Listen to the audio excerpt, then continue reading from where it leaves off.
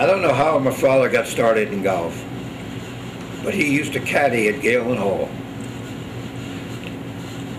And then his next job was down in Atlantic City. And then he came here to the club. So why he got into golf, I don't know. But he started out as a caddy, which at that time, that's how a lot of the pros started. They all started as caddies and then moved up. We lived on the golf course. There used to be an old shed down in the parking lot. It was the ground crew's shed, and we lived in an apartment upstairs. And then at one time we moved to have an apartment up the second floor here at the club.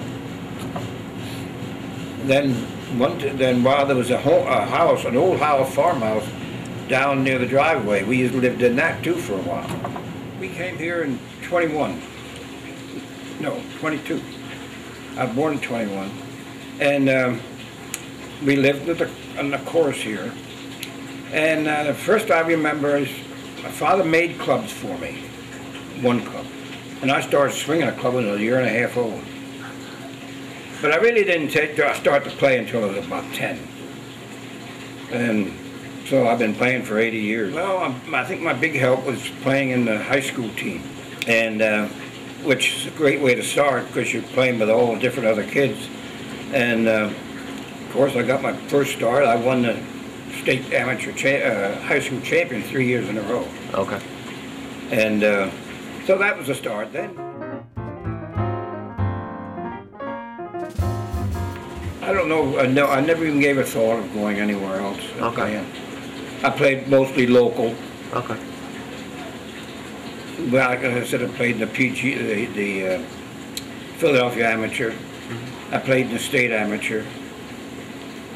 And that was about the only other ones.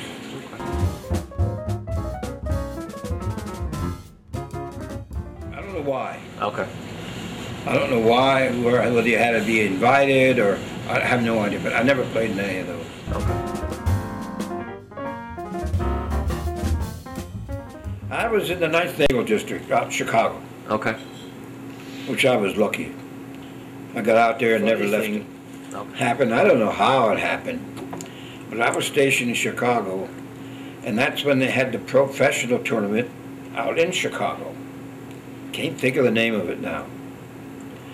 And for some reason or other, I got to play in the tournament.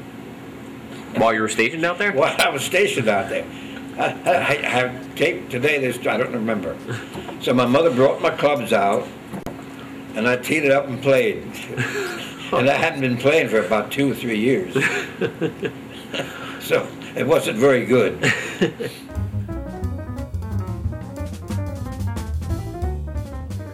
Oh, I played a lot of good ones. I think Pebble Beach.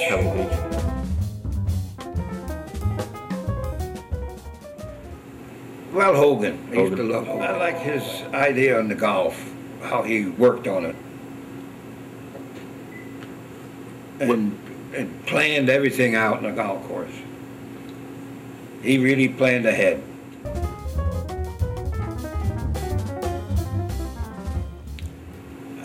Freddie Couples, I love the way he plays. His golf swing's so good. In fact, a good buddy, I'm still playing with him, Rod Eakin. Okay. He was a good golfer. Johnny Ginther was another one. Very good golfer. And Bobby Badorf was another good golfer. We had, quite a few. Lefty Faber was a good golfer, was a public golfer. Buddy Heckman was another good golfer. He won a lot of stuff. So there was a lot of good golfers. Buddy's another good. He's out on the tour for a while. Yeah. And he, in fact, he was the longest driver while he was out there. He could really hit it. Buddy, and of course his son Chip, he's good, very good. Yeah.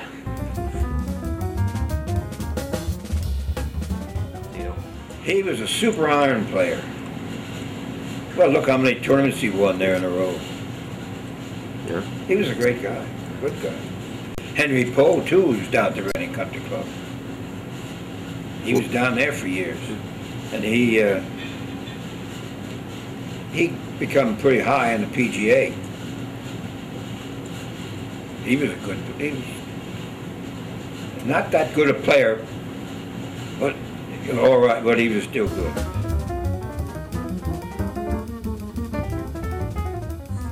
I still get that. Once in a while I run into somebody, oh, you the golfer. I said, yes, I'm the golfer. So I do get that. Okay.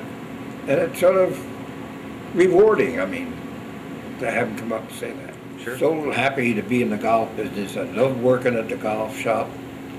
And I put long hours in, but I just loved working, doing what I was doing.